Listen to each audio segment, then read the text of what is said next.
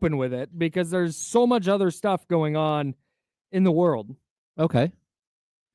If it's up to me, I would never talk about the Warriors on this program at all. But Well, you and me both, Kyle. You and me both. They stink.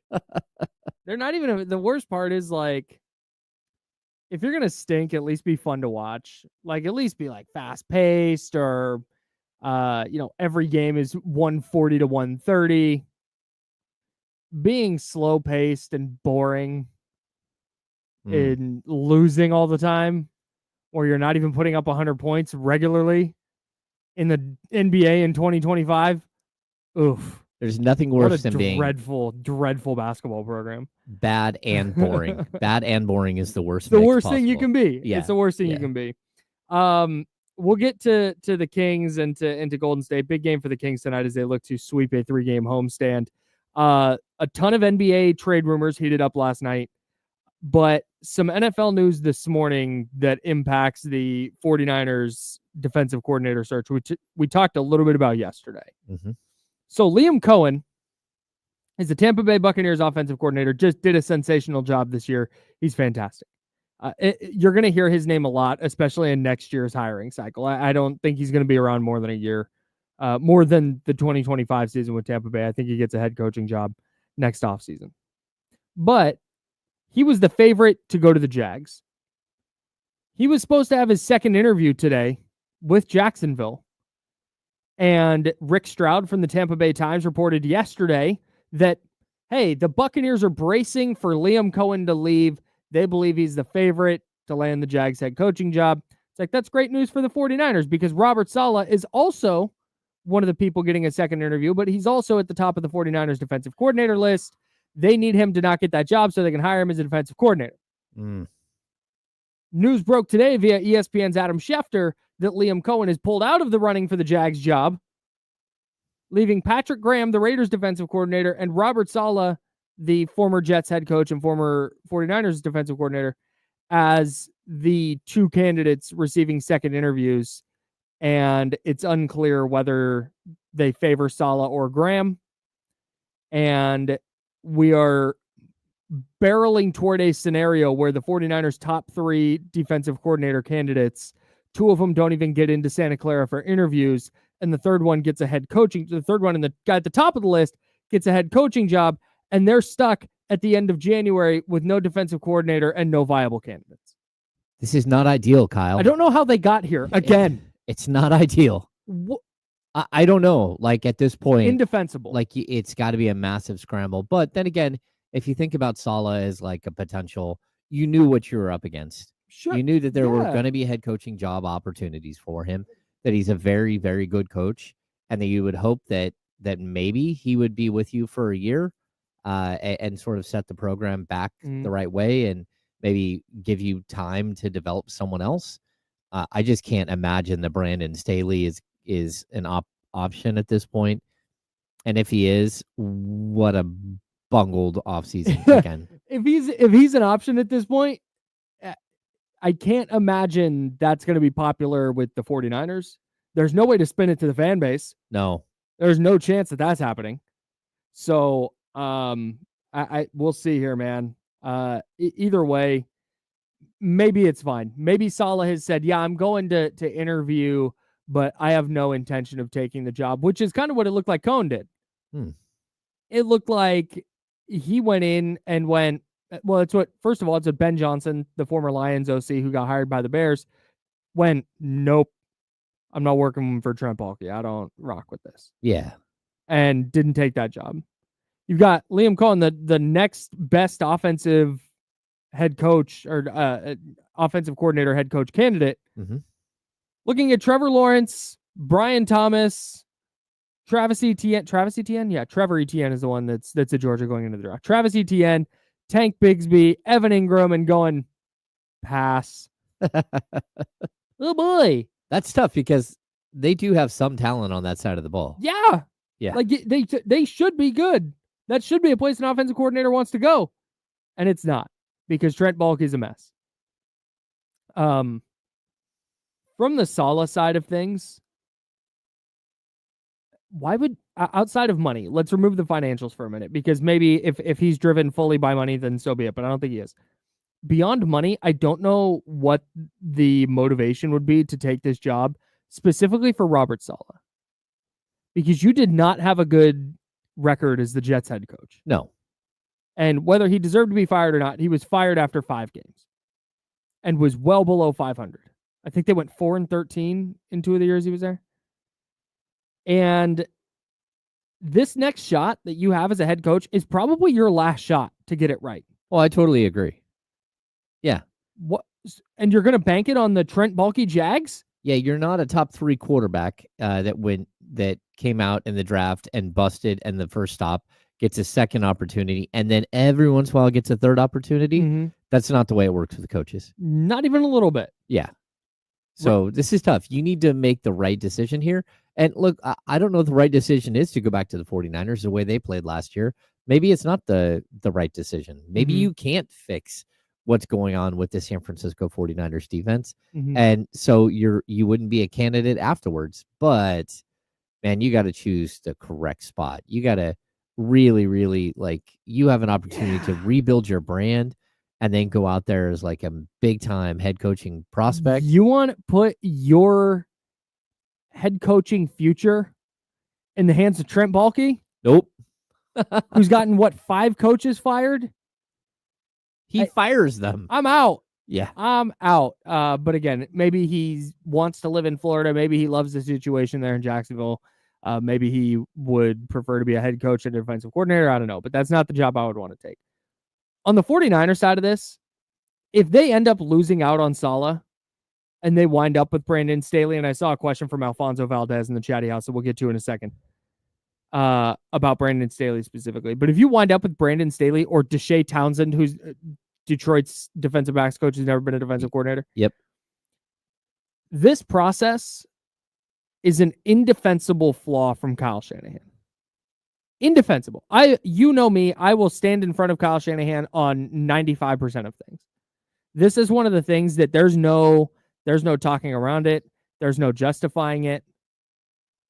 They did not have an adequate backup plan if they lose out on Robert Saleh. Yeah, it's going to be tough. And if they did, it was 2 coaches who have since been hired in the meantime. Well, they sit around and wait. It's such bad process. And it's the second year in a row that they have had bad process. I don't know, we talked about this yesterday, but they are even closer now than they were 24 hours ago to losing out on Robert Saleh. Yeah, to me, it would just be like the biggest slap in the face. I mean, even for players who may or may not come in as free agents, like I would want to play for Robert Saleh. Sure. Like he is a very, very good defensive coordinator and a guy that I think has a huge draw around the league. Like he's one of those like passionate football coach guys. He is a leader. Yes. Mm-hmm. Yeah, you can see it. And that's why he's up for head coaching jobs. But man, he's got to choose the right decision. He's got to make the right decision for him. And at the same time, I would also say that the 49ers have to figure out a way to load up on a couple other guys here. You know, you've got to find other options right now. Mm-hmm. And it can't be Staley. It just can't be. No, so Alfonso Valdez in the chat said not trying to troll, but wasn't Staley good as a defensive coordinator in his 1 year in LA? And he was. That's they were I think number one in scoring and yards allowed. Mm-hmm. They were certainly top 5 in both. They were awesome. My pushback on that is a couple of things. One, they had prime Aaron Donald and prime Jalen Ramsey.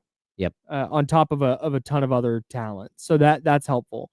But his tenure with the Chargers as their head coach was a disaster.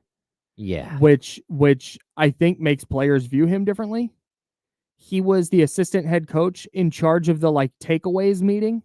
The Niners defense has a big meeting about takeaways, different ways opposing teams carry the football, different things they do, tendencies the quarterback has where a corner might be able to jump a route, whatever it is.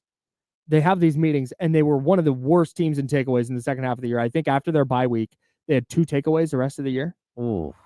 On top of that, he has a background in the Vic Fangio 3-4 base defense, 3 linemen, 4 linebackers. Mm-hmm. And the 49ers have pretty staunchly under Kyle Shanahan been a 4-3 defense. So it's either requiring Brandon Staley to shift his entire defensive philosophy in the scheme that he runs, or you're asking the 49ers to, in an offseason, overhaul their roster to become a 3-4 defense, 3-4 base defense instead of a 4-3, which I don't think they're planning on doing. Yeah. So there would be a handful of issues with hiring Brandon Staley as the DC. Yeah, it's just too much. And not only that, but leaving the Chargers, I mean, the dude had the cheese touch. Like, no one in the league wanted to get anywhere near him at all. He did not get other DC interviews. No, it's not like with Robert Saleh. Robert Saleh gets let go by the Jets and their team's clamoring for him. Mm-hmm. This is a very different situation. So, and then he steps into the 49ers and he's part of a staff that put up one of the worst seasons that they've had in a decade. Mm-hmm. So, like, there's that as well. Like, it did not go well last season for the 49ers. And I'm not blaming Brandon Staley for that, but the fact that he's there, it doesn't like, play out well for him. It's not like he's out there getting other jobs this offseason either. Mm-hmm. So yeah, a little suspect here. I don't know what they do. Tyler Jennings in the chat asked if they might switch up the wide 9. That's the defensive front they run, where basically the two ends are way outside the tackle. That basically gives them, so they don't have to turn the corner. They get a straight line to the quarterback. Allows you to do different things with blitzing and stunts and all that sort of stuff. That's the thing. If you see a scheme change with the Niners, that's what I think you'll see. Okay. The defensive line might look a little different this year, depending on how their personnel shakes out. Like, that's ultimately what you have to do. Mm-hmm. You have to match your scheme to your personnel. And so I think that's something that they'll definitely look into. Yeah. Without getting too far in the weeds. 916-909-1320, 916-909-1320 is the Elk Grove Kia talk line. Go ahead, Don. You are on the Insiders with Kyle and James. What's up? Kyle Hammer, what's poppin'? What's up, man? Hey, look, check it out. So Kyle, how I feel about this situation, this is the perfect time for Jed York to strike. Why don't you go get Saleh? Saleh, you're the head coach, like we should have did in the beginning, made him or D'Amico the coach, because they're both leader and men. Kyle, you are now the offensive coordinator. That's all you're worried about. Saleh, you're the head coach. I think that's the move to be made. Kyle, if you don't like it, you can be traded or whatever. But you're now the OC, not the head coach anymore. You're the offensive coordinator. Saleh, you're the guy. All right, TC. I don't. In theory, if I'm standing in your shoes, I don't hate the theory. But we're on the same page that there's 0% chance of that happening, right? I know. And okay. Listen, Kyle, okay. I know, but listen, that's the move, because he's a leader in men, Kyle. Sure. Very good. Thanks, TC. Appreciate you. Yeah. I don't know. Kyle Juszczyk had some interesting thoughts on Kyle Shanahan as a leader and why he's been such a successful head coach, and it's specifically because of how he relates to players and leads.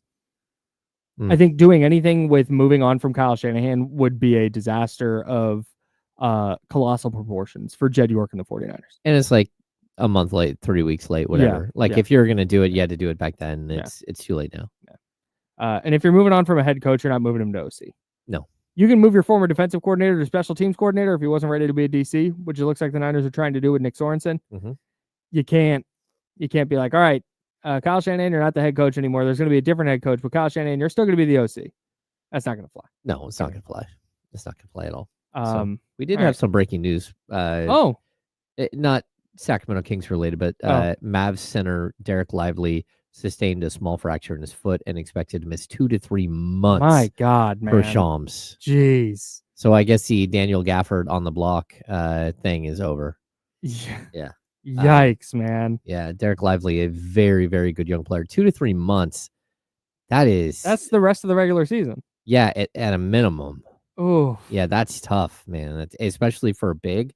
You're not going to mess around with a broken bone in a foot. So, yeah.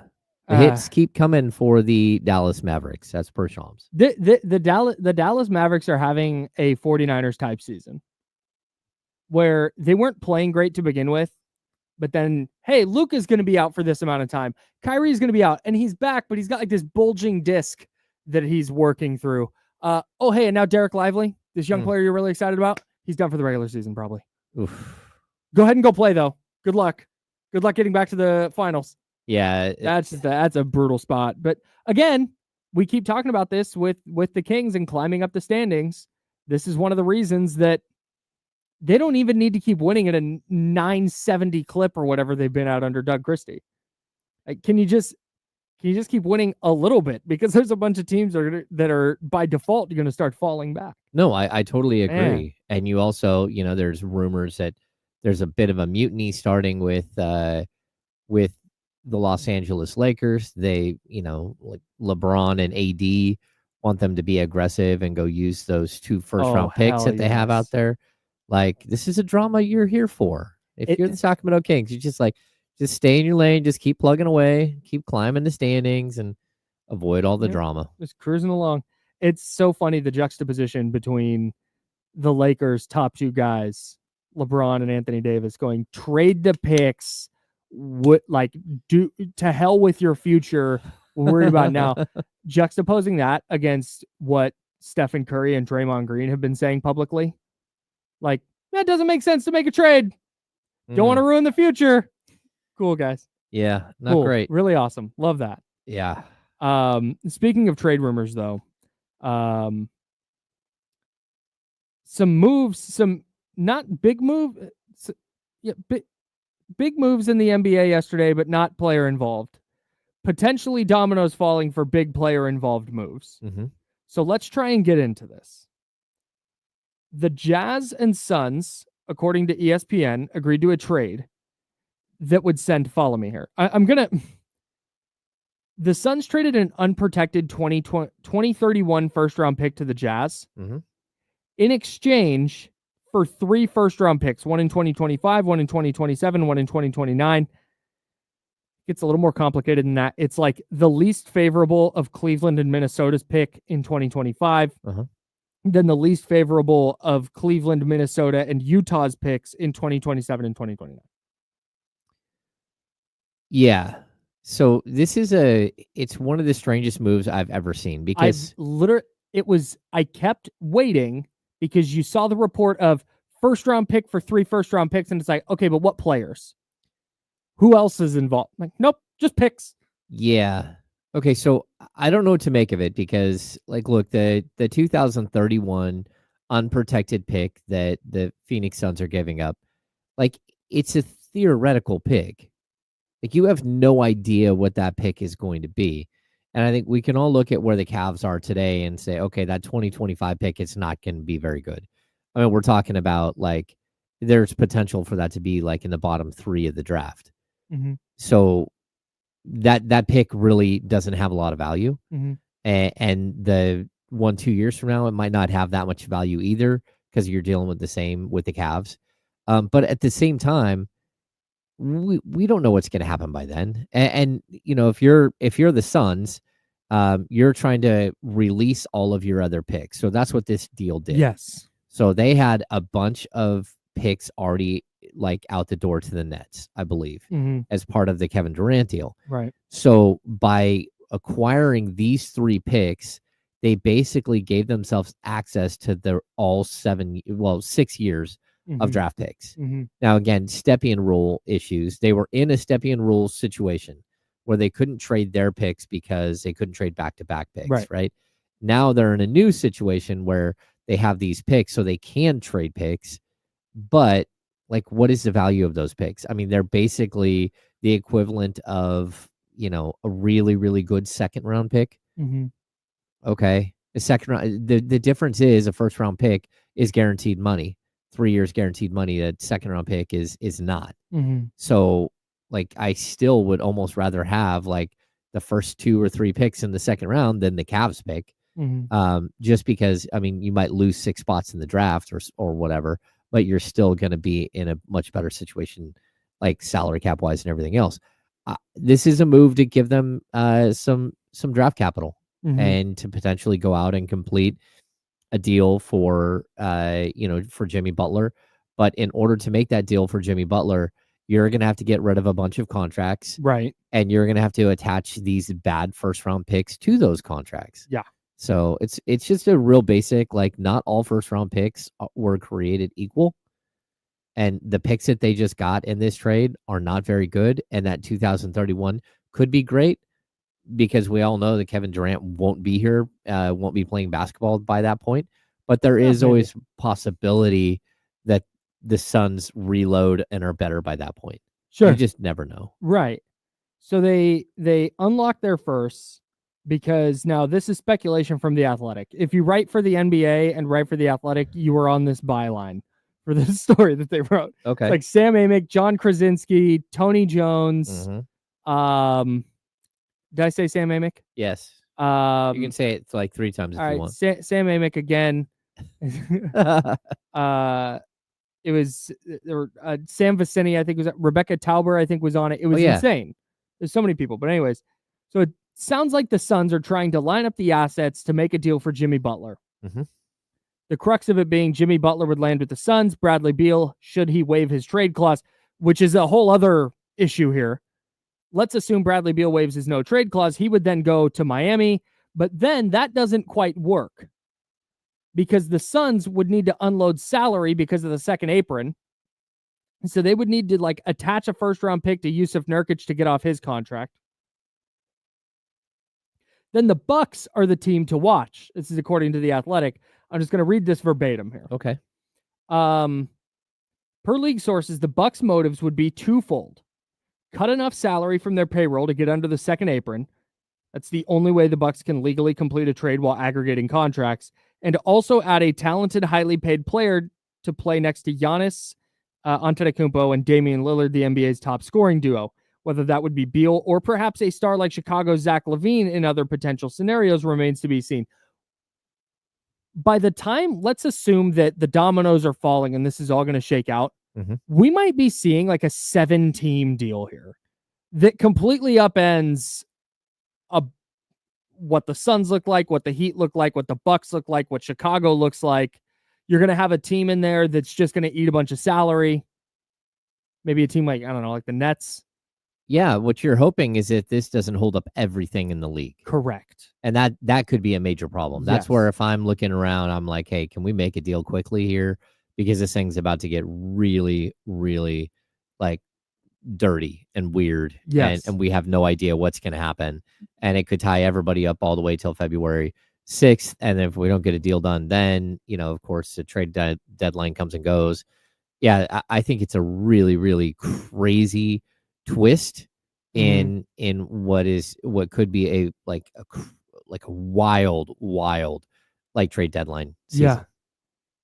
Yeah. I'm with you. If you're the Kings, you have to call, and if there's a little bit of an overpay that you're not willing to make, if you want to get this deal done, because this is the kind of thing, it sounds like there's 2 weeks from tomorrow's the trade deadline. Something like Thursday, that. February 6th. Yeah. Yeah. 2 weeks from tomorrow. 15 days. Right? Yeah. 15 days. So yeah. 2 weeks from Friday. I feel like we've done this before. We've had this conversation before. Well, there's 31 days in January. So that gives us 9 plus 6 is 15. 15 days after today. Right. So tomorrow will be 2 weeks. Yep. If this is going to be that complicated, teams might have all 30 teams on the phone at some point. Where teams are going, okay, well, hang on, I might have this deal. You got to get in now. You got to figure this out today. Especially if a team like Brooklyn or Utah is going to get involved in this mess. Oh, yeah. Where they're taking on salary and they're moving players like John Collins and Cam Johnson are getting a bunch of first back. This is where like the whole Kings unprotected first thing comes in for me. Send it. If you got to send, if that's what it takes to go get a Cam Johnson deal done, whatever. Yeah. If the Jazz want second round picks, but you go, hey, you know what? We can give you a top 3 protected first in whatever year, 28, whatever it is. Here, just take this. Let's get this John Collins deal done. Here's the salaries. I'm ready to overpay to get this done because the dominoes that started falling yesterday may suck up so much oxygen in the trade market that the Kings are left standing on February 7th with this roster. Yeah. Which not the end of the world. Not like, oh my God, they're never going to win another game. But you don't feel as good about them going into the postseason. We'll talk about postseason rotations. We got into a little bit yesterday, but didn't quite dig all the way into that conversation. But you're going into the postseason not feeling as good as you would if you had John Collins in your rotation or Cam Johnson in your rotation. Yeah, totally. I mean, this is a moment where the league can go sideways very quickly. And hey, maybe the Kings are involved. Maybe the Kings get into this and say, hey, look, the only way for us to help out everybody and to be part of this deal is for us to use our trade exceptions. And we'll use a trade exception to take on this contract, or this contract can go there, but our trade exception can go there. The first step of anything for the Milwaukee Bucks is they've got to drop $10 million off their books. Yep. And that's where, again, if you're the Kings, maybe you are able to play in some weird world where you can start, like moving pieces to get into a better situation. Mm-hmm. I don't know. Like there is, again, you could trade Trey Lyle straight up for Bobby Portis. That would save, $4.5 million off the books for the Bucks. Yeah. Now they're going to want something else in that trade, but again, you're saving them, upwards of in true luxury tax money, like 20 something million bucks. Yeah. So that has value as well. So yeah, it could get complicated here. We will keep a very close eye on this because there's just a chance that everything ties back to this deal. Like everything that might happen in the NBA moving forward, maybe dominoes falling to get Jimmy Butler the hell out of Miami and to get him to Phoenix. Yeah. That I cannot believe that we are here in January of 2025 where the entire league is going to upend itself for 36-year-old Jimmy Butler. Yeah, this is disaster. And that 2031 first-round pick, when Jimmy Butler's done with that Phoenix Suns franchise, that might be a really good pick. I'm with you, man. Stuff changes a lot. Matt Ishbia seems ready to spend money to stay relevant, but that's dangerous. Mm-hmm. That's dangerous for sure. All right. The Kings play the Warriors tonight. We'll dig into that game. We'll talk about more trade stuff. The Baseball Hall of Fame class was announced yesterday.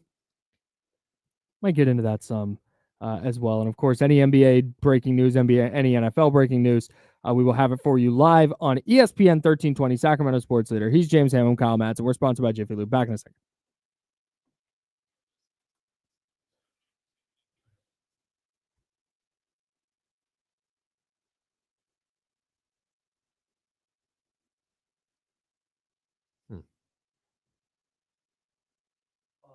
Hello, everybody.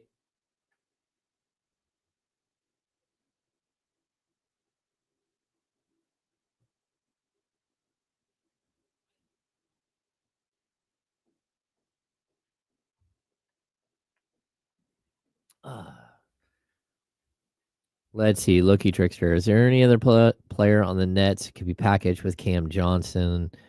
The Kings to make it. So they're not going to trade Clowney from what I've heard. I would love to get Clowney. Like he's one of those players where you take a flyer on a young guy who's got like crazy upside. I don't think they're going to give up Clowney in a deal.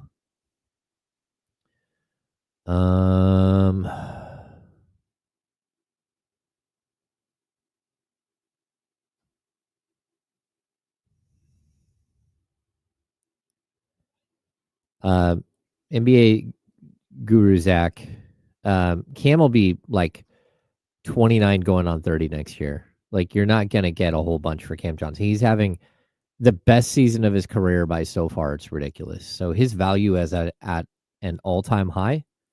And it's one question I have. Can he do that anywhere else? And I think the answer is no, because he's never proven that he can be that type of scorer somewhere else. I just like guys who out of nowhere have a peak season at age 28 going on 29. That's always like a red flag for me. It's not that I don't like Cam Johnson. I'm just leery on whatever his numbers are. And like, look, what you think the trades are out there, just because the Nets keep asking for a first-round pick or 2 first-round picks doesn't mean that's what they're getting. In the end, it all calms down. I saw a report yesterday. The Wizards were holding out for 2 first-round picks for Kyle Kuzma, and then it became 1 first-round pick, and now they're praying that they can get a second-round pick out of him and get rid of his salary. Ooh. So, yeah, you might be right, but you also might be way off there, NBA guru Zach. Earlier today, the usage of players on the Kings radar. Most of the players that the Kings have looked at are relatively low usage players. So I think John Collins is around 23.5% usage rate, which is, I mean, that's around what Buddy Hield was during his time in Sacramento. Cam Johnson's below that. Yeah. So usage 23.5 is exactly where John Collins is. But John Collins for his career is around 20.7. That's a really, really low usage. And the Kings they're blessed with the fact that Domantas Sabonis has a low usage rate for a guy who seems to have the ball in his hands all the time, but doesn't. But that's around where you would want a player to be if you're going to bring him in and have him be a major piece off your bench. Let me see. Sabonis. Advanced usage. Sabonis is at 21.8. And I think Fox's usage has come down a bit. DeMar DeRozan's usage is always relatively high. Malik Monk, for a guy who, again, has the ball in his hands and just distributing so much, his usage is actually pretty solid as well.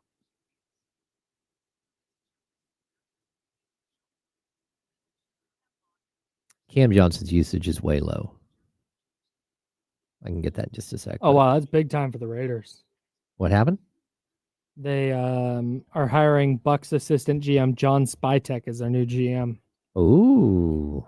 Everybody I know who's smarter than me, who covers the NFL, is like, Spytek is that dude.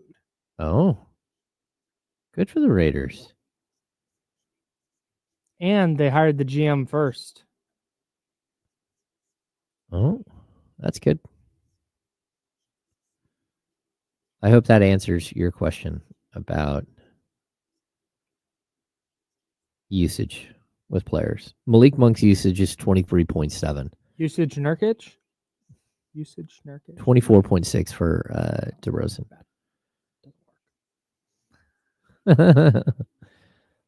Cam Johnson, 22.4 usage, but for his career, he's 18.7. He's around what Kevin Huerter's usage is. Okay, we'll do. Okay. Here we go.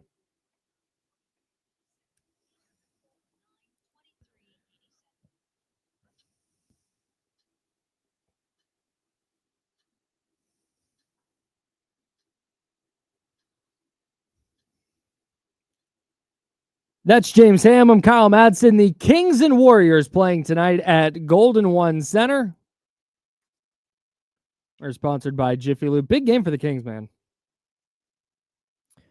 Not necessarily a tough game, but one that you look on the schedule, you look what's coming up. It's like, gotta have it. Not must win. Not that crazy. We're not there. But you got to get this one. No, this is a big one. First of all, it would put you a game over 500 at home. Yep. Secondly, the Kings play tomorrow in Denver, and that's going to be one of the toughest back-to-backs. We talked a little bit about it yesterday, but we're talking about, 3-hour flight, an hour ride from the airport.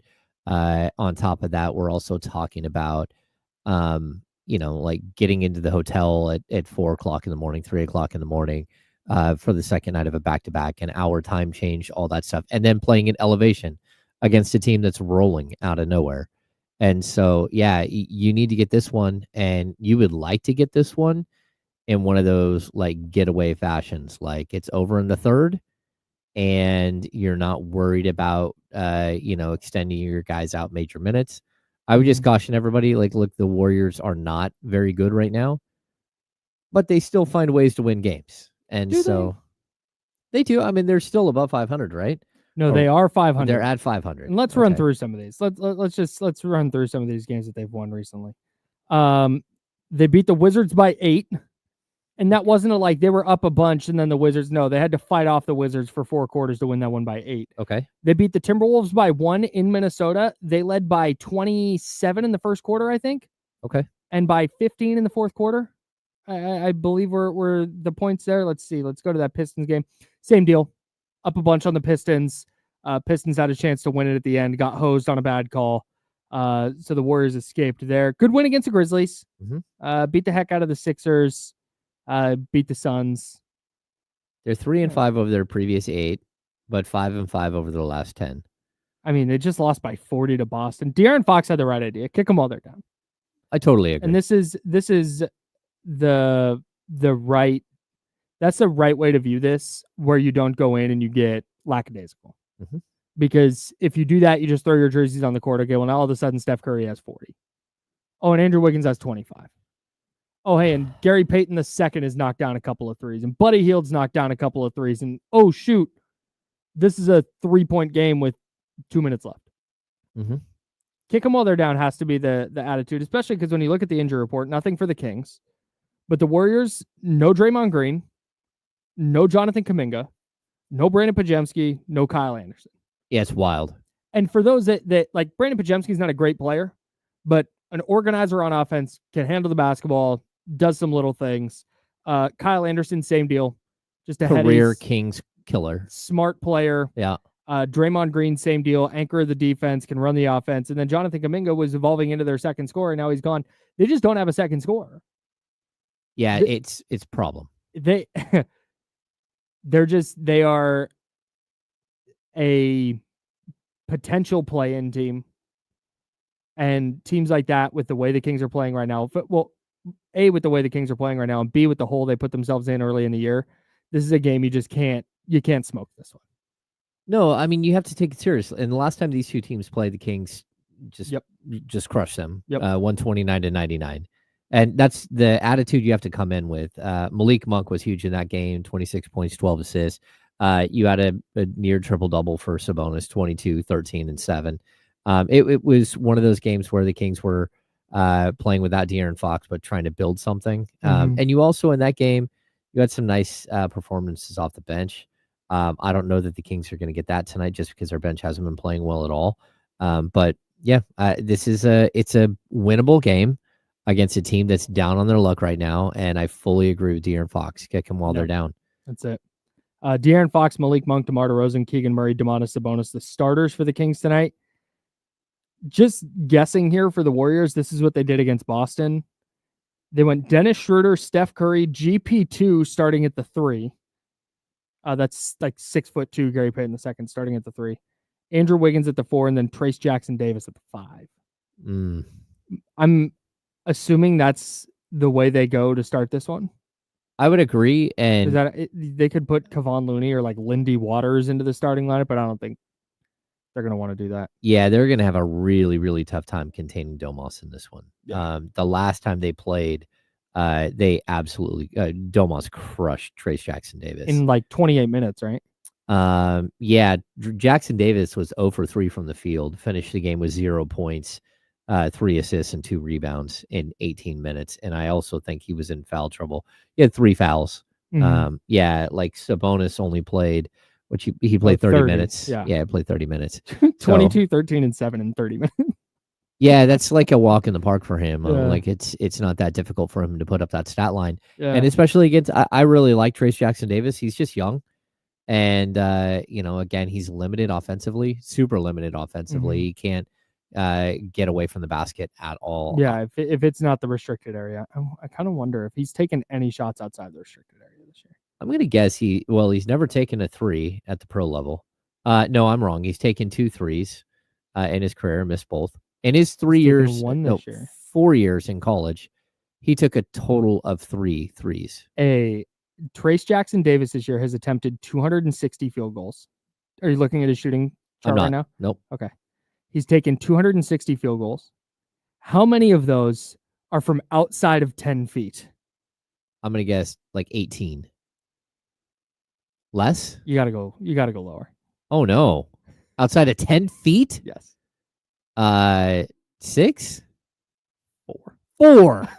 What? He has taken 4 shots from outside of 10 feet. Look at the shooting chart.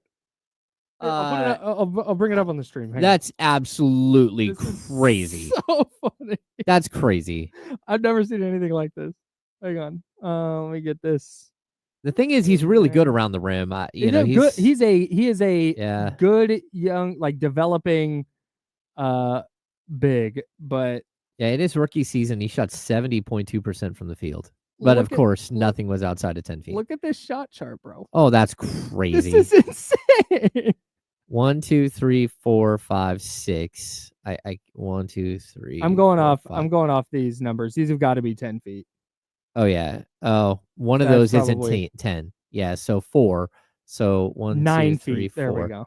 Yeah, 9 feet. that is wild. That's ridiculous. And I would love to know this 3. That's probably with like no time left on the shot clock. Yeah, it's got to be something weird, some sort of weird reason why he took a 3. Like, look, that's why I think a lot of people were leery on him in the draft, because you can't, he can only play around the rim. Mhm. But at the same time, he's really good at what he does. Yeah. Like, yeah. He's not the kind of player that, like, Ivica Zubats is a player that when Domas goes up against him, or Jonas Valanciunas, is like, ooh, it's going to be a dogfight. Like, Domas is going to get his, but he's going to have to work. Yeah. On both ends of the floor. With Trace, it's like, he's fine. Yeah. It's not quite there yet. Yeah. This is a game the Kings should roll. And we'll have keys to victory a little bit later, but this Warriors team has shown time and time again, you punch them in the mouth early, it's over. Yeah. There's just they'll leave you in it too. They can take a big lead and they'll let you back in. That's it. Matchup of the game is it's Keon and Steph. Oh, I totally agree. That's going to be the fun battle. That's the one-on-one thing worth watching. I know Keon's he be chilling, right? That's what just be chilling. So I get that. I am a little worried about him chasing Steph on like a little bit of an ankle sprain, but we'll see. I mean, he's not listed on the injury report. Throw Keegan at him. De'Aaron can hold his own. Yeah, they have enough bodies. But the Keon versus Steph one is fun because Keon got the better of him in that play-in game last year. But it's typically not. This is 36-year-old Steph Curry at this point. He starts to figure defenders out, and so watching that little chess match is usually fun. So I'm interested to see what that looks like and what Keon has for him that's a little bit different than what he's thrown at him in the past. No, that's a great matchup, and I'm really intrigued to see if Keon can stay out of foul trouble and really be impactful on him. And like, look, there's no one else to really guard on that team. I mean, Wiggins can go get some points against you, but yeah, Wiggins has been fine. Yeah, but for whatever reason, they won't play Moody. Moody steps on the court, gets 15, walks back to the bench, and he plays 12 minutes. You're like, all right. Goes 3 of 4 from 3, grabs a couple of sick rebounds. Yeah. Back to the bench with you. We got to get Pat Spencer in the game. Yes, some random dude. We got to make sure that Lindy Waters gets in the game. Hey, Lindy Waters can shoot it. Yeah. Yeah, if Lindy Waters on the court, well, he probably will play a ton for the Warriors tonight. But that just goes to show where they're at. And that's why the Kings have to go get this one. Yeah.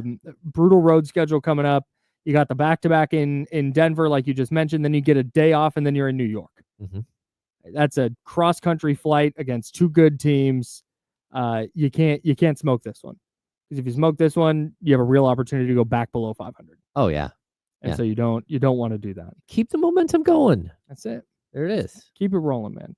All right, James is there. I'm Kyle. The Kings looking to sweep their 3-game homestand. We'll have keys to a Kings victory coming up for you in a bit, right here on ESPN 1320. That is Sacramento sports leader. Man, if they win tonight, I don't know that the Kings will see the 500 mark again. You hope not. You hope that they're just building, right? I thought about this yesterday, and I didn't really dig into it. But let's wait. Nope. Not the page I wanted. This is fine. This is all good. I'll learn how to do this someday. The Kings are 2 games over at 22-20. If they go to 23-20 with a win tonight, that allows you the leeway. You can lose to Denver and New York. Oh, yeah. And still be a game up. And then you get Brooklyn. Then you get the 76ers. So you can get back to 3 over. Yep. Then you play Oklahoma City. And then you play Minnesota. You can then lose those 2 and still be above 500 coming home to play the match. Yeah, so you're thinking a 2-4 trip. I think they can go 3-3 on the trip. Yeah. I'm going worst case scenario. Like this is you could, if you win tonight, you can go 2-4 on that trip and still be above 500 coming home to play the match. Yeah, and then you have that stretch of games there where it's the Magic. You got Dallas, I think, you get Portland, okay, New Orleans, 2 bad teams. Yep. You get, and that's, you mentioned this, and it's a great point. You get New Orleans 2 days after the trade deadline. Oh, yeah. So that might be a just gutted New Orleans team. Then or a completely disenchanted New Orleans team who did nothing and is sitting there like, what in the world just happened? Right. We're going to lose Brandon Ingram for nothing, or there's a possibility of it. Yeah.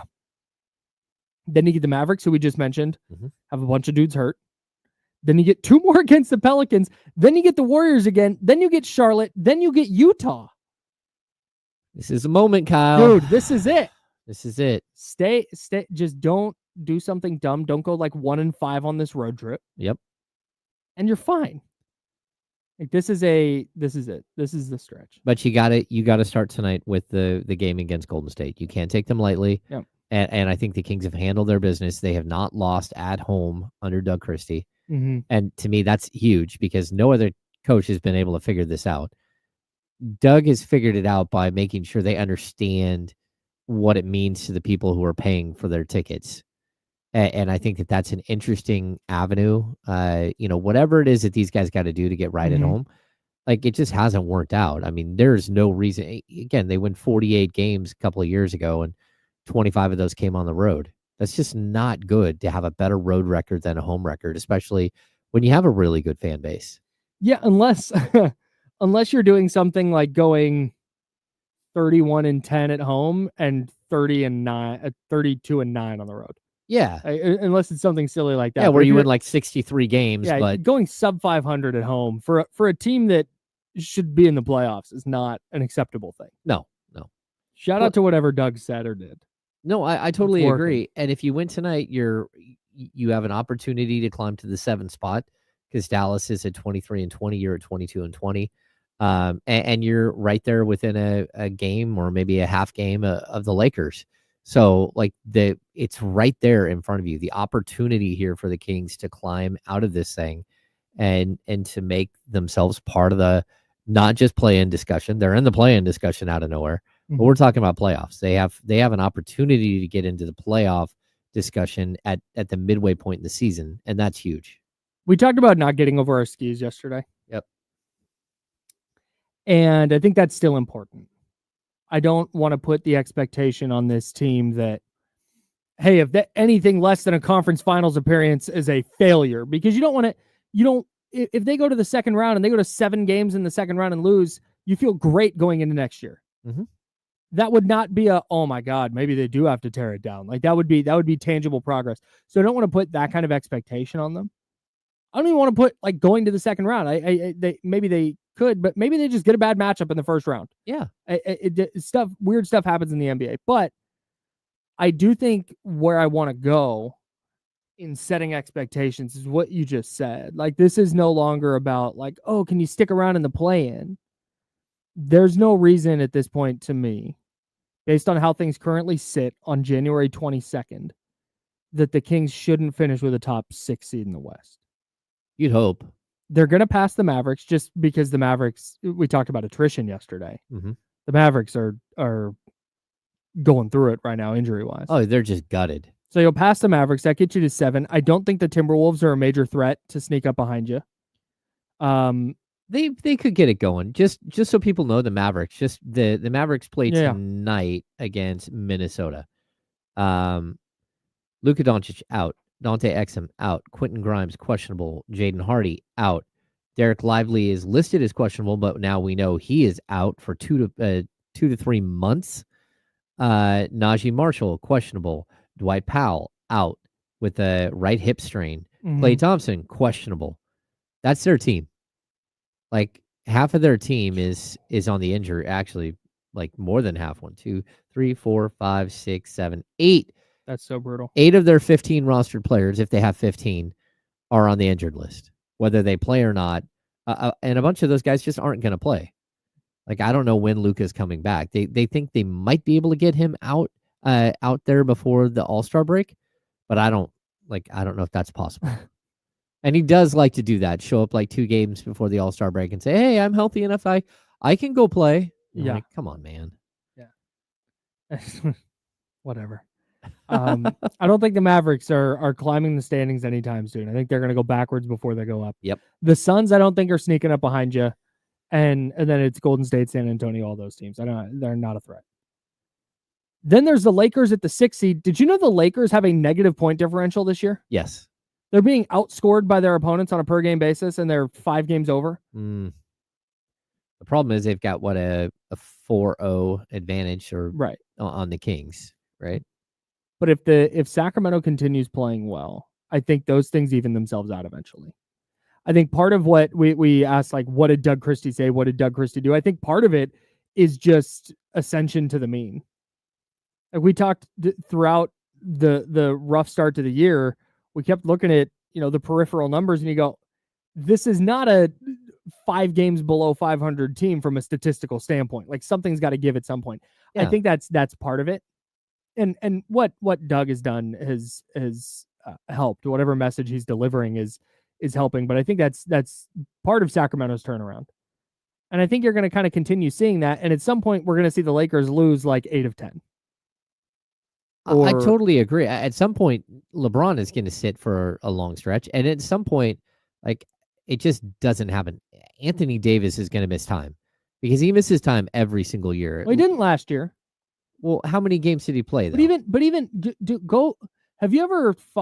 I don't know if people follow Laker fans on the internet. Okay. Or writers, bloggers, podcasters, etc. Yeah. Shout out to our guy Anthony Irwin. But they hate the Lakers. Nobody's like, wow, this team is awesome.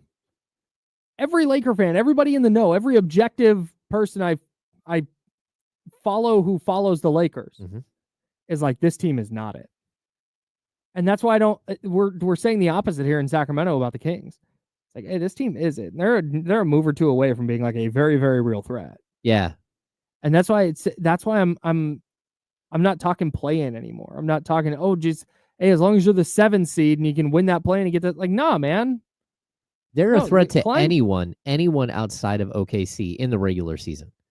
Like, I mean, they can beat OKC, but as far as catching teams, like, they're a threat to anybody because I'm not convinced that Houston or Memphis is going to stay up that high. Like, they are going to come back to earth a little bit, like just where they're not posting like a ridiculous win-loss percentage. Sure. Like, are those teams that can win 60% of their games? Sure.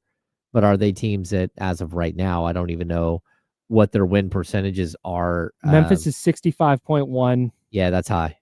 Rockets 66.7. I mean, when the Kings get to 6 or 5 or whatever, we can talk about hot. This is a playoff team in this year's West. I said they should be, barring something weird. Yeah, I'm totally. And that's the lens I'm viewing all of this through moving forward. I mean, you don't want to be a 4 or 5 seed if you can avoid it. I mean, a 4 or 5 seed. You'd rather be a 6-3. So then that way you avoid the potential of OKC in the second round. Yep. But like, look, this is a team on the climb, and they look really good right now. So, yeah, I don't believe in the Lakers. Maybe the Clippers are good. I don't. 24-18. But yeah, I don't know. That's as far out over my skis as I'm willing to go. Okay, but good about him as a top 16. When they start getting higher than that, then we can reevaluate. According to Adam Schefter, the Jets are hiring Lions defensive coordinator Aaron Glenn as their new head coach. Yeah, that looked like the way that was going. Yeah. Good for Aaron Glenn. Gets his shot as a head coach. The Raiders also hired a general manager, according to ESPN's Adam Schefter. They're hiring Buccaneers assistant GM John Spytek as their new GM. Here's where I'm at. I know the Bucs have been a tremendous team building outfit for however long now. They've just kind of been around. They brought in Tom Brady. They put the right pieces around Tom Brady, and they were going to Super Bowls and won a Super Bowl and all that. They were really good again this year, and I think injuries kind of caught up with them, specifically in the passing game where Mike Evans missed a bunch of time. Chris Godwin went down for the year, I think in the same game. Everybody I know who is super tapped into NFL front offices is like, if the Raiders get Spytek, it's a big deal. So not only did they hire this guy who has like a unanimous approval rating from people in the know, but B, they hired the GM before they hired the coach. Okay. And maybe they miss out on the top coaching candidates because of this. But this is a guy, it looks like Tom Brady's pulling more strings than we thought he would. Yep, because this is a guy that helped bring Tom Brady to Tampa Bay. Yep.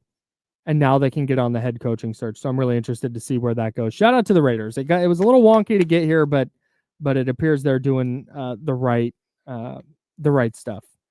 We'll talk more Kings Warriors. We got keys to a Kings victory. And then we started talking about the Kings playoff rotation yesterday. I want to dig into that a little further with you. What I don't feel like digging into is how I've been doing at Underdog because I'm back on the losing side. I snapped a 10-game losing skid over the weekend, jumped back on the horse last night, and I'm back in the loss column. I had Tyler Hero higher than 22.5 in Underdog's pick'em game. You pick higher or lower on at least 2 player stats, and then you can win up to 1,000 times your entry. I had Tyler Hero higher than 22.5 points, didn't play. Josh Hart, he did not finish with a double-double, 12.7 boards. And then Chris Boucher for the Raptors, I had higher than 4.5 rebounds, finished with 2. Oh, so 0 for 2, and then they remove the injured player for you if they're in your lineup and they're hurt. They don't count towards your entry. So I went 0 for 2 technically on Underdog last night, but I'm back tonight. Kings Warriors, Domas higher than 18.5 points. Malik Monk higher than 27.5 points, rebounds, assists. Feel good about it. Okay. Unless they wind up playing like 25 minutes because they're up 40. Okay. DeMar DeRozan, I'm going lower than half a made 3. I don't think he's going to need to live on the perimeter for this one. And then Steph Curry, I'm going lower than 37.5 points, rebounds, assists. I think the Kings are going to throw the kitchen sink at him, and I think we're going to see Steph struggle a little bit against Sacramento tonight. Would love for you to play along with me. I would suggest fading that entry, by the way. Given how I've been going, I would suggest fading that. Download the Underdog app, sign up with promo code Kyle M and deposit now to get up to $1,000 in bonus cash instantly. That's promo code Kyle M. Must be 18 plus and present in a state where Underdog Fantasy operates. Terms apply. Concerned with your play, call 1-800-GAMBLER or visit www.ncpgambling.org. All right, more Kings Warriors, keys to a Kings victory coming up next. That's James. I'm Kyle. We're sponsored by Jiffy Lube. It's ESPN 1320 on Sacramento Sports Center.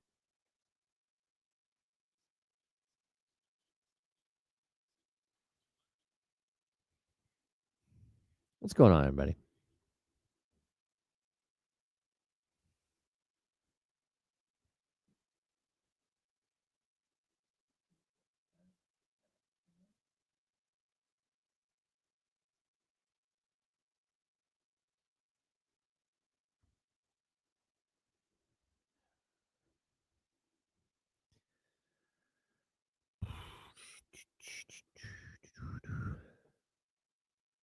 Hey, Charlie. I need a mugshot for your credential.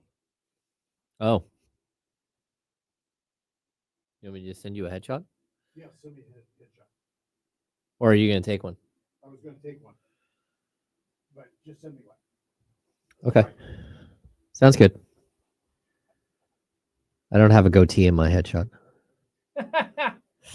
If that's a That'd be funny. They're like, nope, not the same guy. no goatee. That would be insane. That's funny. Fading Steph tonight, huh? Yeah, I don't know how many minutes he's gonna play.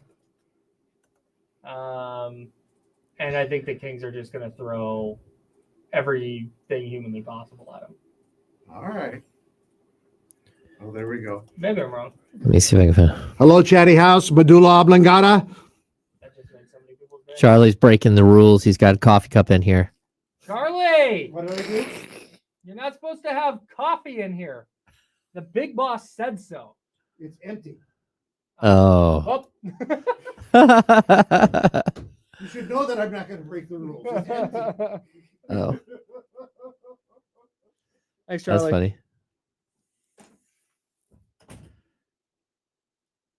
Get yourself a boss like Charlie.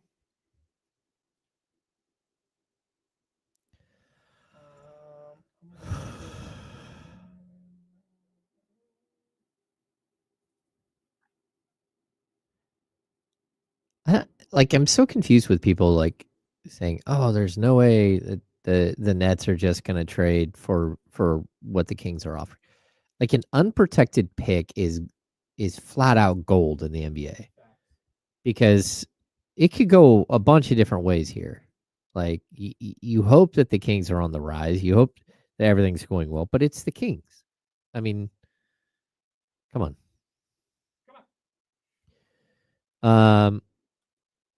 No, that's not going to happen.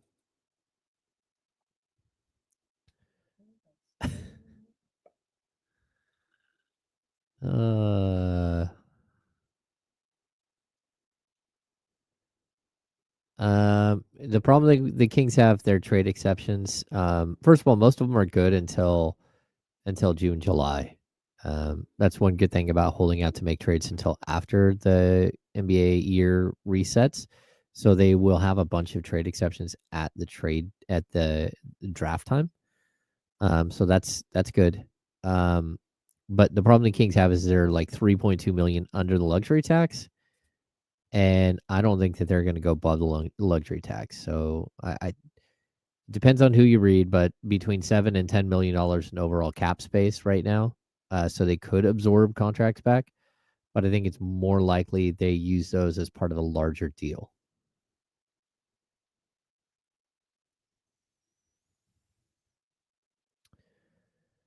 Oh, hell yeah. Oh, hang on. We're back.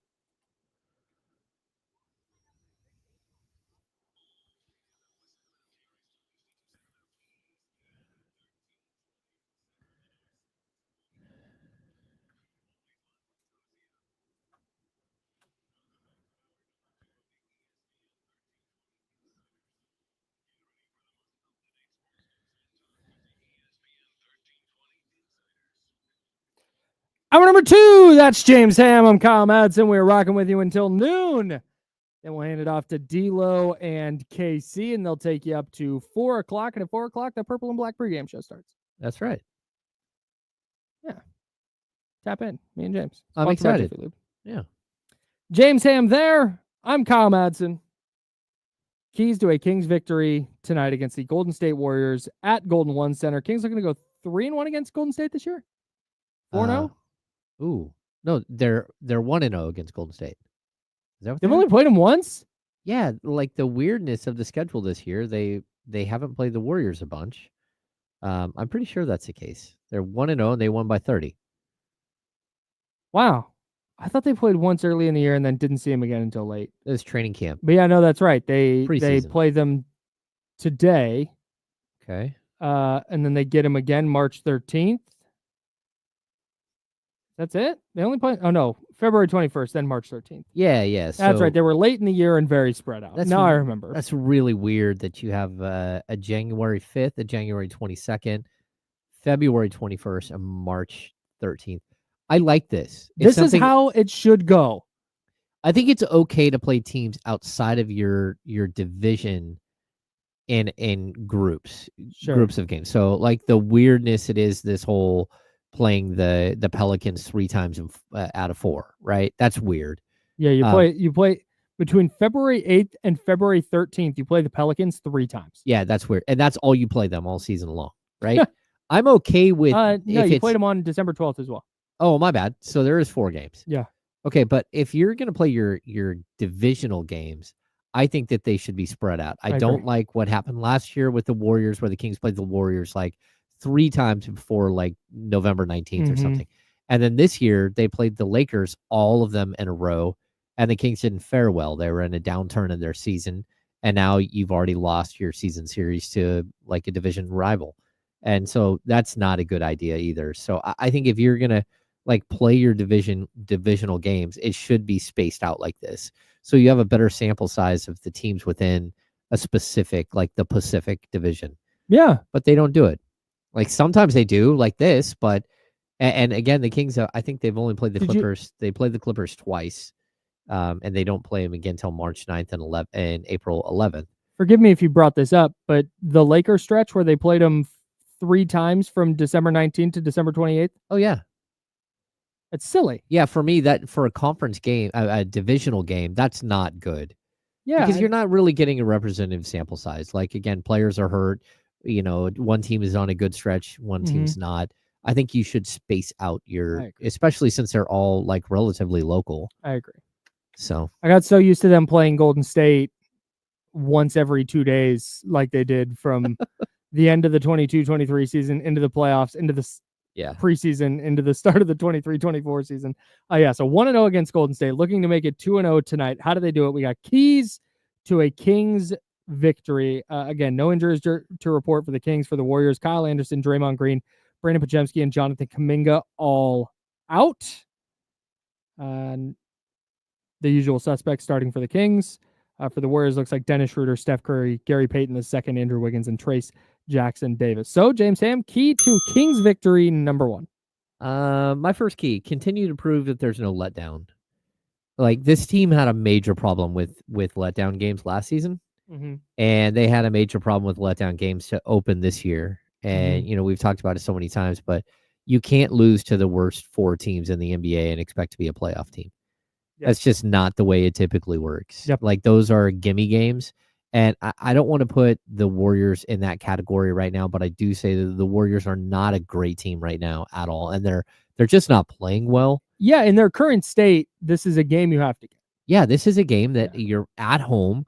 You've got a 6-game home win streak. You've got a lot of positivity. You're 9-2 under Doug Christie. There's an opportunity to get to 10-2.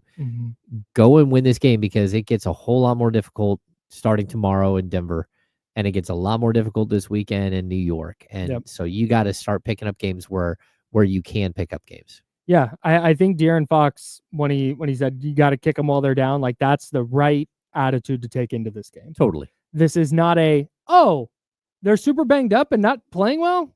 Oh, great. Hey, we're taking the night off, boys. Like, no, go kick the hell out of them. Yeah. Wear game 7 on your chest. Like, just carry that with you if you want. 6 minutes through the third quarter, get your starters out of the game. Yeah, man. Hey, go. I'm right there with you. You have to do that. And that's a little bit related to my first key, which is get up early and they'll quit. Yeah. This has been a talking point in their post-game press conferences. Like, there's just no confidence. We start missing shots, we give up a run, and everybody deflates. Cool. Deflate them early then. Like, that's the Warriors get dangerous when, hey, if Steph Curry knocks down a couple of threes here, the avalanche gets rolling. Like, that's when. So just make sure that a little Steph Curry flurry doesn't end the game for you. No, I totally agree. And it sort of plays into what my second key is. Yeah, we're as well. professionals. Yeah. Stop Steph and make someone else beat you. Just, I know it sounds so incredibly impossible, but just, as soon as Keon Ellis gets in the game, he's chasing him. Before that, it's got to be De'Aaron Fox. De'Aaron Fox has got to stick. He's got to stick with Steph and limit him. And then you need help from everybody else. Like, this is not a very good, like, offensive team. And then look at all the players that are out. You can still get busted up by Wiggins. You can still get busted up by Moody. Buddy Hield can come out and hit 5 threes and make life difficult on you. But if that happens, you tip your hat. Yeah. Like, that's it. But seriously, would you in the hypothetical where the Kings lose this game and we come in tomorrow, the conversation is so much different if we're like, why didn't they do anything to keep Steph from scoring 45 points? Yeah. Versus, hey, Buddy Hield went 4 for 5. Andrew Wiggins scored 30. What are you going to do? I guess the only way it works is if Steph scores 45, but you win by 20. Sure. And that's not going to happen because Steph's not going to keep shooting. He's going to be on the bench if you're up by a ton. Right. So, like, the best way to beat this team, jump all over them early, like you said, and just kind of put your thumb on top of them and just end this game early. Our second keys are basically identical. I think throw 2+ bodies at Steph. Yeah. Guard him full court if you want, and then when he gets across the timeline, make him give the ball up, because this isn't because teams used to try and do this. It used to be make Steph give up the ball, but then he's getting it to Draymond, who's going downhill playing 3-on-4. And he's going to make the right pass or he's going to score, and it's going to be to Klay Thompson or it's going to be to Kevin Durant. And it's just like, what the hell do you do here? This isn't that. This is Steph is giving it up to like Andrew Wiggins or Dennis Schroeder or Gary Payton II. Yeah. in way bigger roles than they should be playing. So I think put 2 bodies on Steph, make sure you're not leaving him at any point.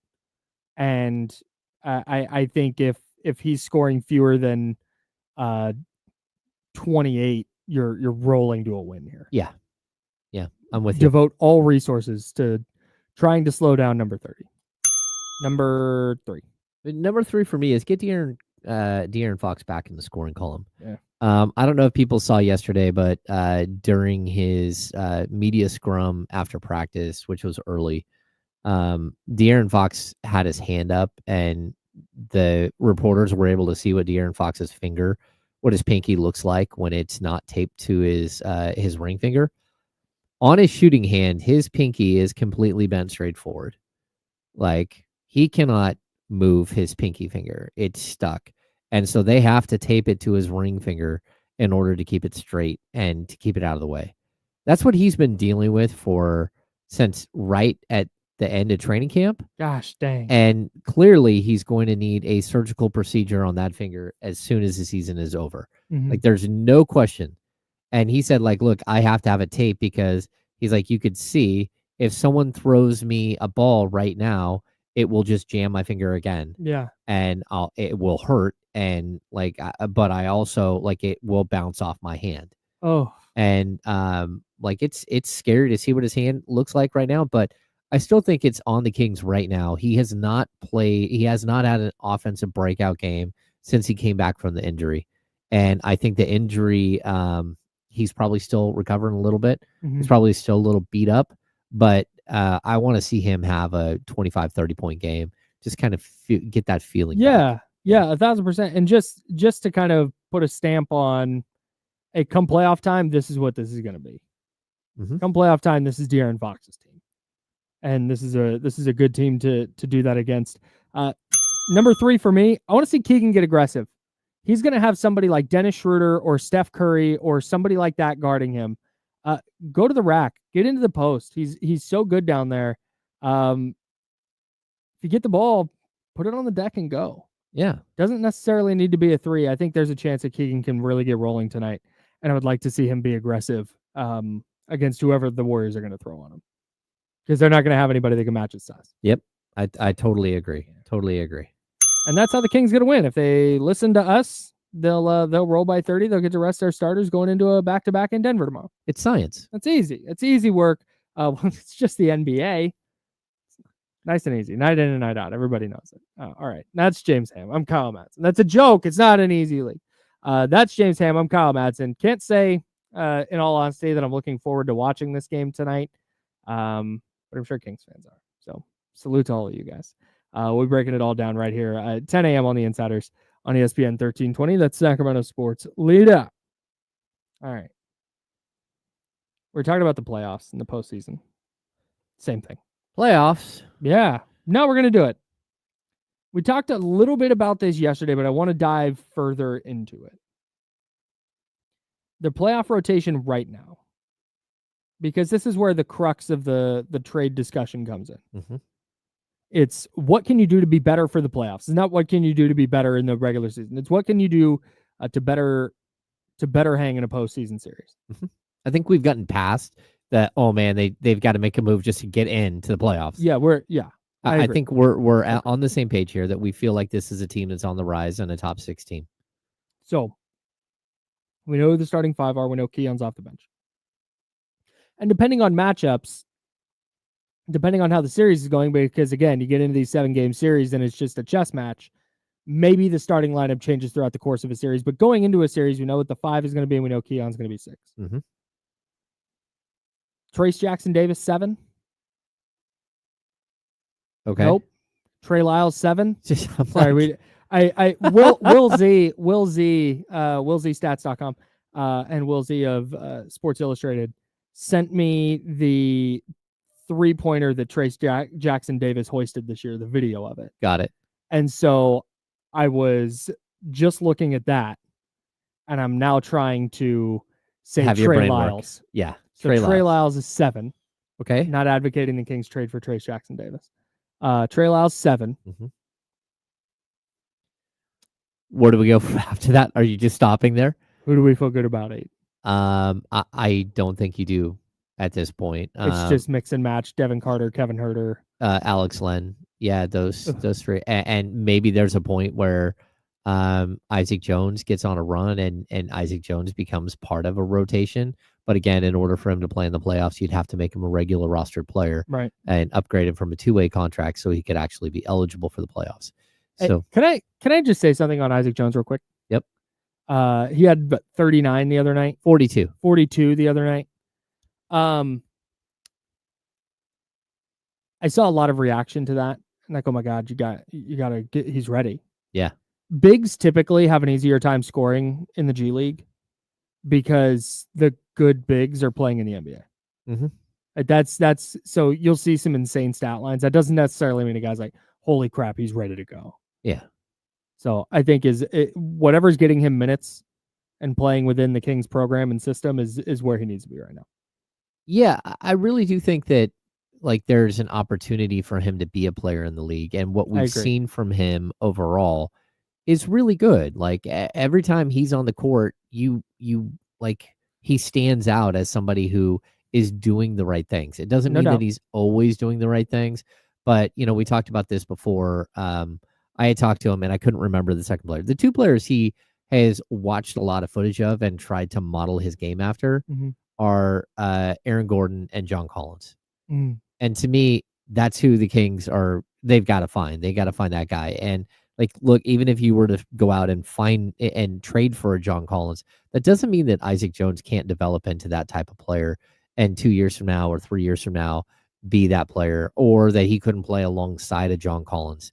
But that's still like if you're a team that has, top tier aspirations, if we're saying right now, we think that they're a top 6 team again, where they had fallen off the map and all of a sudden they're back, right? A top 6 team doesn't typically rely heavily on an undrafted 2-way rookie to help like support what they're doing going to the playoffs. And that's not a knock on Isaac Jones. It's just the reality of year one. It's not, this is not, there's no anti Isaac Jones conversation happening. If you he's a great kid. I'm not sure if the undrafted rookie is ready to contribute to a playoff team. I don't even know if Devin Carter is ready to contribute on a playoff team. Well, we just said we're not comfortable, like all that comfortable with Alex Len or Devin Carter or Kevin Herter being part of that. Jay Crowder, I'm not comfortable. Doug McDermott. My optimism about Isaac Jones has to do with next year and beyond.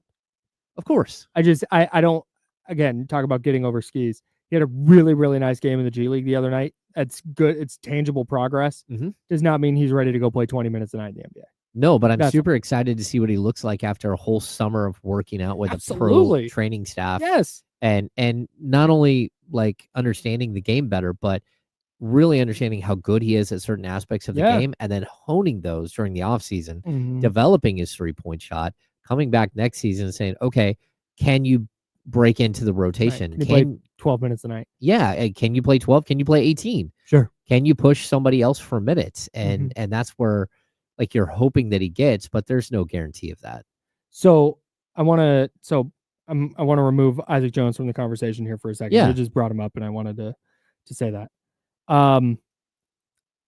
Let Isaac Jones cook doing what he's doing. That's what I'm getting at. I'm really optimistic about him moving forward. So we have 6. We have the Kings top 6. Let's say Trey Lyles is, we'll say he's 7. If they trade for Cam Johnson, Trey Lyles is probably gone, correct? There's a chance he's gone, but I think there's a possibility that just like the financials, you don't have to include Trey Lyles in a deal to get Cam Johnson. Cam Johnson makes like $22.5 million. Kevin Herter salaries at 17. So if you add him, you would actually drop lower on the cap. You basically save like $2.5 million if you included Trey Lyles in that deal.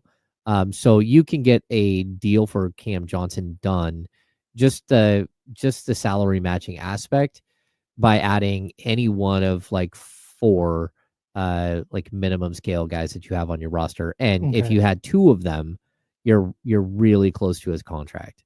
So this is the this is a point that KC has made on D'Lo and KC, and I think it's the right one, because let's say that we have the top 6 and Trey Lyles is 7, and our goal is to get 8 deep in a playoff rotation. If you're removing Trey Lyles from that conversation to bring in Cam Johnson, you're still that 8th player short. Yep. And Cam Johnson might be a little bit of an upgrade just in terms of like switchability and what you can do with him, but I think we're still looking at this roster at whenever the postseason ends for the Kings, going, they still need that like 8th, maybe 9th guy that is really, really high quality in a playoff series. Yeah, I mean, I think that what you're looking for is, well, the real difference between like bringing in a guy like Cam and having a guy like Trey on your roster is that Trey can play the 4 and the 5. He can play small ball 5 for you. And in a playoff series, a lot of it's small ball 5. A lot of it. Very few teams, number one, can keep their center on the court, let alone play a second center. Right. And that's where a team, again, if you look at like what Memphis is doing right now, it's like, okay, that works for right now, running Zach Edey out there. But in a playoff series, Zach Edey is going to play 5 minutes a game. Yeah. Like he's not going to hardly go get eat on some the floor. fouls. Yeah. Yeah, he's going to go sit, and you're going to go to, one of their much smaller guys, to whether it's Santi Aldama playing the 5 or it's, Brandon Clark playing the 5. Like you're going to downgrade that position as far as size. And that's where a guy like Trey Lyles really, really does come in handy. And so if I'm the Kings, I'm reluctant to give up Trey in any of those deals, especially with his affinity for being here and like all that stuff. For sure. If you have to give him up in a trade, then I would be more likely to give him up in a trade for a guy like John Collins, where John Collins again plays the 4 and the 5. But again, this is where we have our 6. Yeah. Or we have our 7. We're removing Trey Lyles and we're adding John Collins. Again, an upgrade. But I think you're still a player short. I think, yeah. I mean, and but maybe Doug Christie and the coaching staff can mix and match that 8th player. Maybe Devin Carter is just a great matchup against Team A. Kevin Huerter starts knocking down a bunch of shots. Okay, Kevin Huerter's going to play a little more tonight. And it's a 9-man rotation where they're kind of mixing and matching who's getting the most minutes out of those 8th and 9th spots. Maybe. No, I'm with you. I mean, I think that's the problem that a lot of us see with the way that this season's gone. I mean, I think one of the, like we talked about yesterday, a 3-team deal. If you could somehow get Cam Johnson and a Valanciunas, now all of a sudden you have your 7th and 8th man. But I would warn people too, Valanciunas is going to get played off the court in certain playoff series. There's just no way for him to keep up with some of the, what we're talking about.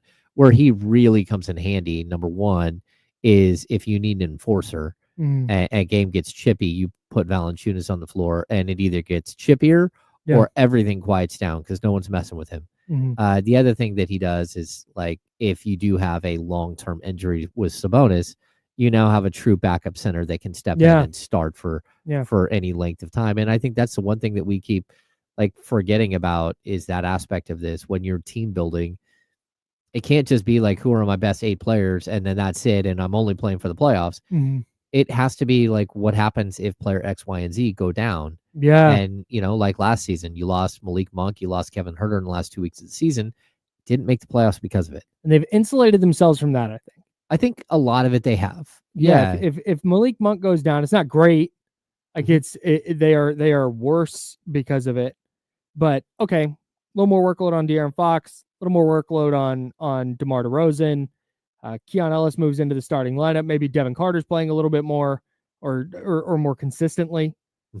And okay, you feel good about them winning games. But God forbid Keegan rolls an ankle with 10 games left. Yeah. I mean, it's like, God forbid anything happen to Domas. Yeah. Put him in bubble wrap, bro. Like that's where, and not that Domas is so good, you're not just going to replace him. Like, you're not going to, but right now it's like, all right, so you're starting Trey Lyles. Yeah. You're playing a bunch of Alex Len. Like that's not it. Well, I mean, if it's for any extended period of time, I mean, your season's, but it's over. But if you're putting Valanciunas in those minutes, yeah, I feel better about it. Well, we just watched Valanciunas walk in against Sabonis and put up 23 and 11. Yeah.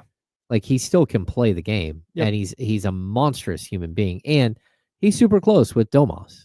Like, they both played together on the Lithuanian national team. Mm-hmm.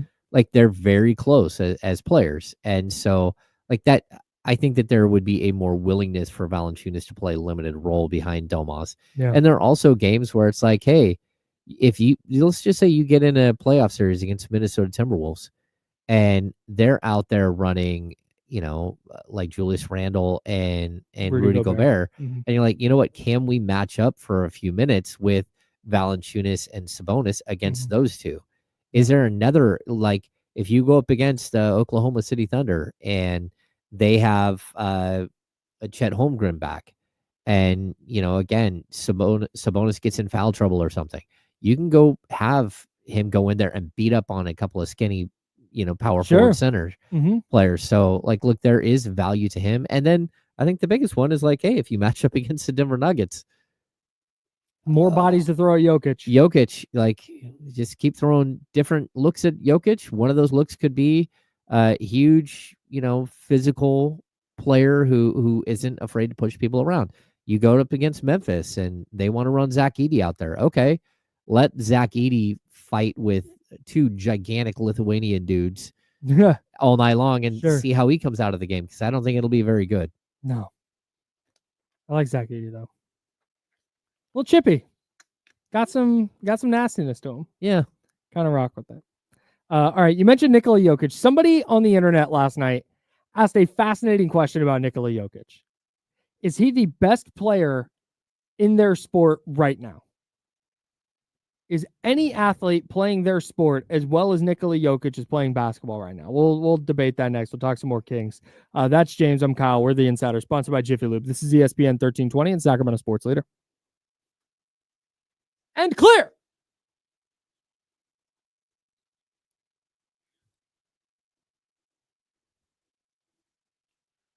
Did you see that question on Twitter? About his likely incentives? Yeah. I don't know his incentives either. I just know this season is 22.5. Let me see. Total incentives. Unlikely incentives, he has 3.66, and likely incentives. Actually, unlikely incentives, he's at 0 for this season. Likely incentives, likely he's at 0. Unlikely he's at 4.5 million. I would have to see what the likely and unlikely incentives are, but unlikely incentives typically don't count towards the cap. Likely incentives do. Unlikely, according to Keith Smith, unlikely incentives can count towards the luxury tax, but not the cap. So, yeah, when you're trading for him, you do not have to worry about that. His apron salary is $27 million. His luxury tax salary is 22.5. So you would have to worry about getting into the apron with him.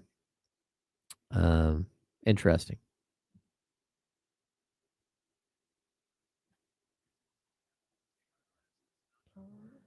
Either way, the Kings. Okay, the Kings have a whole bunch of, a whole bunch of players that that they can throw at as far as minimum scale guys.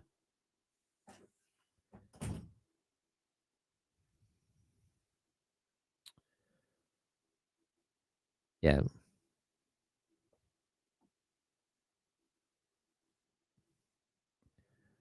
I don't know that the JV and Koo's a legit option. The word on the street was that they were looking for 2 second-round picks for Valanciunas. The same goes for John Collins. There was potential for 2 second-round picks. I don't think that they're looking at a first-round pick. Unless, the Kings want to give up their 2031 pick swap pick for John Collins, but I don't know. I guess technically speaking, too, the Kings could do a deal where they offered their 26 and 27 second round picks, but with an asterisk that if those picks are available, and if not, they would dissolve type deal. Either way, the Kings can't go above the apron to make a trade. So they would have to come up with a trade that actually kept them under that. I still don't think that's a big deal.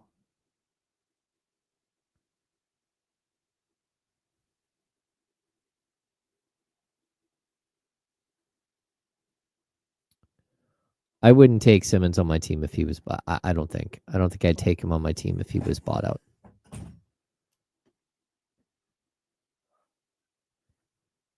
Oh, we still got 2 minutes. Oh, all right.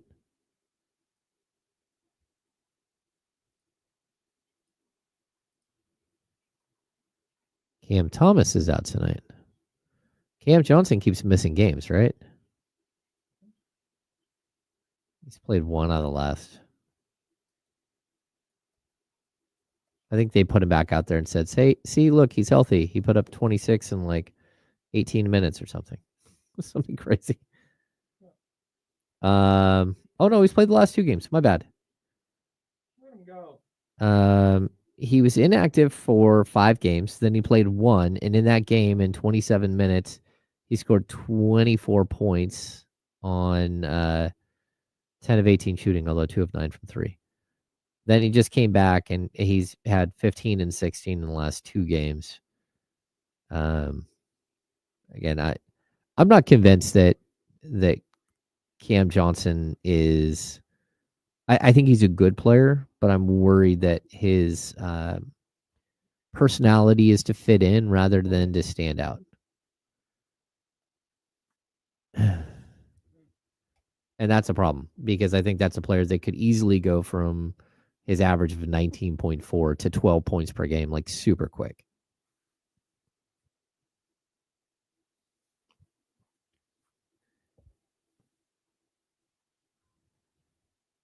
Yes, Tay, this was a known story from last year. You can Google that. He turned down a trade. Because they didn't align with his... Want to be a loser? No, they didn't align with the timeline or contending or whatever he said. That was weird. Okay, here we go.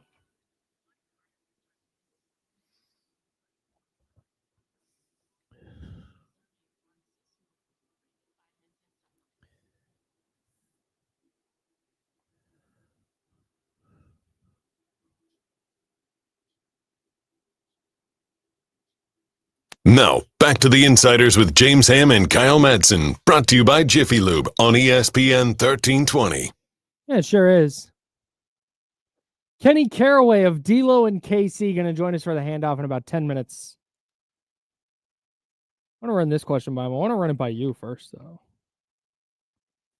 I saw somebody tweet last night. In fact, you know what? I'm going to go find the tweet because I want to give this person credit because I think they didn't ask this as a question. They said it as a statement, and I want to evaluate the statement to see if it's true. Mile High Mario on Twitter. No current athlete is better at their respective sport than Nikola Jokic is at basketball.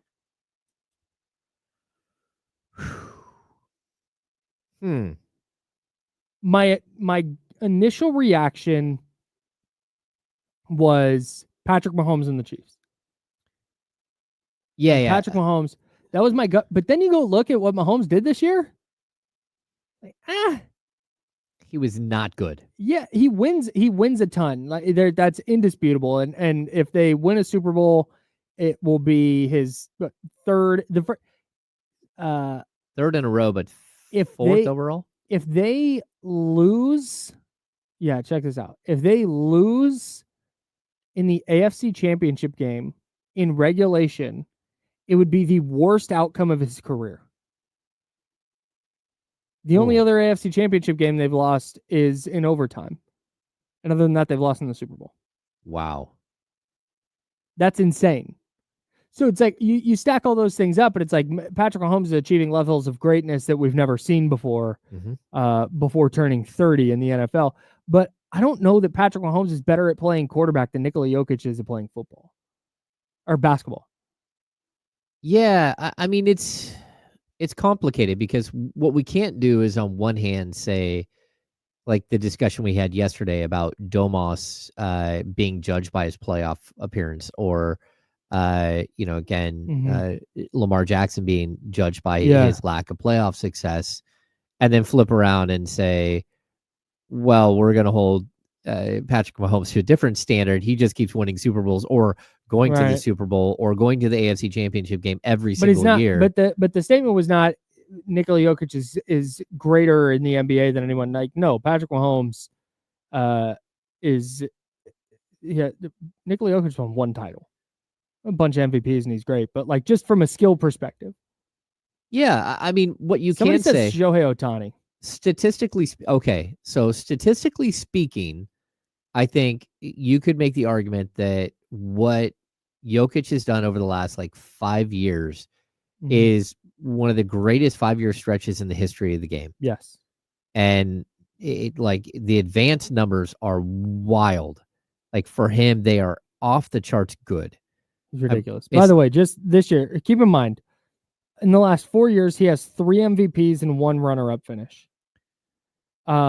This year, he's averaging 30.1 points, 13.2 boards, 9.9 assists. That's a career high in points, a career high in assists, and nearly a career high in rebounds.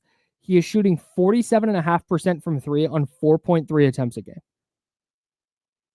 Outrageous. Yeah, I mean, like his numbers are so outrageous. It's crazy. Like again, over the last 4 years, he's led the league in win shares, and it's not even close. Yeah. It's like 15.6, 15.2, 14.9. Last season, 17 was his win share. No one else is, if I'm not mistaken, is even over like 12. Golly. So like his win shares for per 48 minutes, his offensive box plus minus, he leads the league every single year. His defensive box plus minus leads the league every year. Like, PER, if you're into that. Yep. Led the league the last 5 years. His current, according to Basketball Reference, his 28.4 career PER is the highest of all time. Wow. And you mentioned offensive box plus minus, highest of all time, 7.2 for his career. Yeah, that's incredible. Box plus minus, 10.2, highest of all time for his career. Yeah, win shares per 48, 25.9, highest in the history of the game. Those are his career numbers.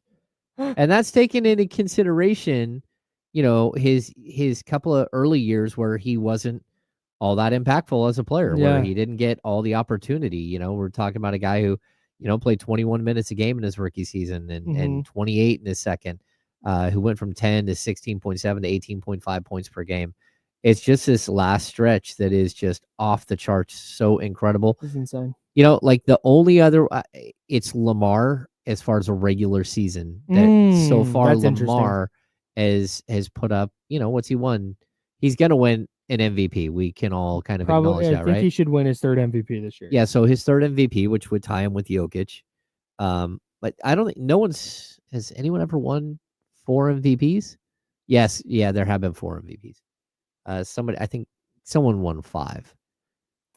But either way, I like statistically, he is such an anomaly, and I don't know how to even like quantify it versus other players. No one has ever done what he's done with some of these statistics. And just so people know, you can overlay statistics on different years, like, right? So some of the advanced statistics that are new now, well, you can still use those and apply them to older players. Yeah. They're not just like, again, there's no blocks at a certain point. There's no 3-point shot before like the early 1980s. So it's hard to add those things in. But, Jokic led the league in true shooting last year. He had a true shooting number of like 2 years ago, 70.1 true shooting. Man. I mean, that is just wild, like what he's been able to do. So, yeah, I mean, we don't appreciate Jokic for how amazing he is. Yeah. And at the same time, I don't think people appreciate what Domas has done, because his numbers get overshadowed greatly by Jokic. But you put his numbers, his advanced statistics up against a lot of other players from the history of the game, and he's going to hold up just fine with multiple Hall of Fame players. Lamar went 4,100 yards this year, 41 touchdowns, 4 interceptions. Led the league in touchdown rate, 8.6. Led the league in yards per attempt, passer rating, QBR. And then how many yards rushing and how many rushing touchdowns? Yeah, that's just his passing numbers. Yeah. Then you get into his rushing stats, 915 rushing yards and 4 touchdowns, 6.6 yards per carry, also the highest in the league. He had the highest yards per carry and the highest yards per attempt. Per pass attempt. That's wild. The other, like, Lamar had a really, really great year, an MVP level year. Shohei Ohtani's the only player, like when we're talking about Nikola Jokic being the best player currently playing at his sport, Shohei Ohtani's the only guy in the conversation for real for me. Because you've got this guy who's a top-end starting pitcher who couldn't pitch last year and became the first person to hit 50 homers and steal 50 bases in a season. Oh, yeah. That's the only thing comparable to what Nikola Jokic is doing right now for me. Well, that and Shohei is a top, he's a top 2 or 3 starter, even after second Tommy John surgery, right? Yeah. Like he's a top 2 or 3 starter on a championship contending team. Yeah. So I mean that's how good I don't think he's a true ace anymore. Yeah, we'll have to see him. We'll have to see, but then every time you think he can't do something, alien. yeah. We do have a small amount of breaking news from the A's. They have the A's have hired former pitcher Dave Stewart as a special assistant to player development. Hey, shout out to Stu. Yeah, he's gonna work with director of player development Ed Sprague. Ed Sprague. Yeah, nice. And it sounds like he'll be around a lot. I think Ed Sprague used to be the third baseman on Toronto. I think he was the head coach at UOP. Oh, okay. I'm not going to fact check that. He's right a now. basketball lifer. I'm a baseball lifer. I think that's right. Yeah. We'll get Stu on. Oh, I forgot to turn that on. He's great. Shout out to Dave Stewart, now working with the A's. Yeah.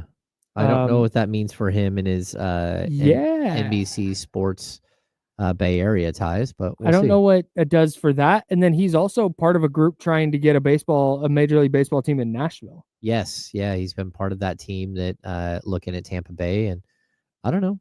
Maybe he's going to shift gears here, and maybe there's potential for him to do more with the A's. Very odd. He's super cool. Oh, hey. Like, have you ever? Oh, the coolest. Yeah, I got to sit in the green room and hang out with him a couple of times. Just absolutely amazing. Great guy. Not the voice you expect coming out of Dave Stewart. No, for the intimidator he was on the mound. Very soft voice. Yeah, very soft voice. Yeah. Speaking of baseball, the 2025 Hall of Fame class was announced yesterday. Billy Wagner, in his 10th and final ballot, former left-handed closer, made it in. CC Sabathia on his first ballot also made it in. Ichiro Suzuki 1 vote shy of being a unanimous selection. I want to know who it is, and he needs to have his vote revoked. It's one of those things where we may never know. Oh, boo. But there are people who track these things publicly. And at some point, I hope that everybody bands together and says, okay, we're all going to publish at least that we voted for Ichiro so we can whittle down who didn't. And the person that didn't, I would love to know why. Like, that's why I want to know. Not because I want to go torches and pitchforks, not because I want them fired, not because I want to go, okay, hey, let's sit down and let's have a conversation. Why didn't you vote for Ichiro Suzuki for the Hall of Fame? I mean, it's an embarrassment, man. The guy came over at age 27, had over 3,000 hits after the age of 27, and has another 1,200 hits in Japan. I mean, like, realistically, he's the all-time hit leader.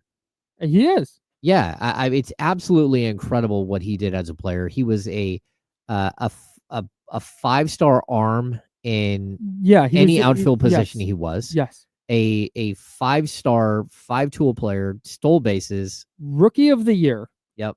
10-time All-Star, 10-time Gold Glove winner, 3-time Silver Slugger, 2-time batting champion. Did I say MVP? He was an MVP. Ridiculous. Yeah, I don't Led the league in understand. steals as a rookie, 242 hits and 56 steals in his first year in the majors.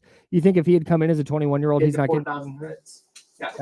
Oh, okay. Yeah, 1,000%. I'm sorry. Kenny Caraway in the building for the handoff. I didn't mean to. Yeah, what's up? No, you're good. I was, I came in a little early, so No, I love letting that. y'all handle Yeah. business. Ichiro, I never forget. It was the first time I had seen this, but the throw he made, maybe his rookie year in Oakland from right field, Yeah, was on it Jermaine Dye? I think it might have been Terrence Long. Oh, that's definitely who it was. On a line, Just a seed. Like it hit him in the chest. It wasn't even like down there by about to hit the ground. Like no, it could have went another 75 feet he in the threw air, it, and it flattened out. Oh my gosh, was that was insane. sick. What a I know ridiculous player. Dave Parker made a throw like that. Yeah, maybe in the early 80s, late 70s that I saw later. But Parker made the throw in the All-Star game. Okay. Yeah, it was in the All-Star game. And then Roberto Clemente always had an absolute cannon. Yeah. Roberto made one. I think Vlad made one of those throws before too. Roberto made one. But I mean, Ichiro was amazing. He was Didn't Bo Jackson do it in the All-Star game too? No, he just climbed. Oh no, he hit the one he hit the home run at Angel Stadium. Off of Rick no, Russell. he had a sick throw too. Or a little 6-year-old KC, my boy Rick Russell, giant starter, Big Daddy on the mound. Let's go All-Star game. Let's go. And then Bo Jackson just takes him. I was so hurt. He hit that so far. 6-year-old. So two things. 6-year-old KC was so hurt. Hit that ball so far. Number one, my first Giants game ever, I went and saw Rick Russell pitch a 2-hitter against the Mets when the Mets were really good. They're coming off their the 86 championship, right? Rick Russell threw a 2-hitter. One of them was Wally Backman hit a dribbler up the middle that hit him. And the other one was Wally Backman hit a dribbler up the middle that didn't hit him but went up the middle.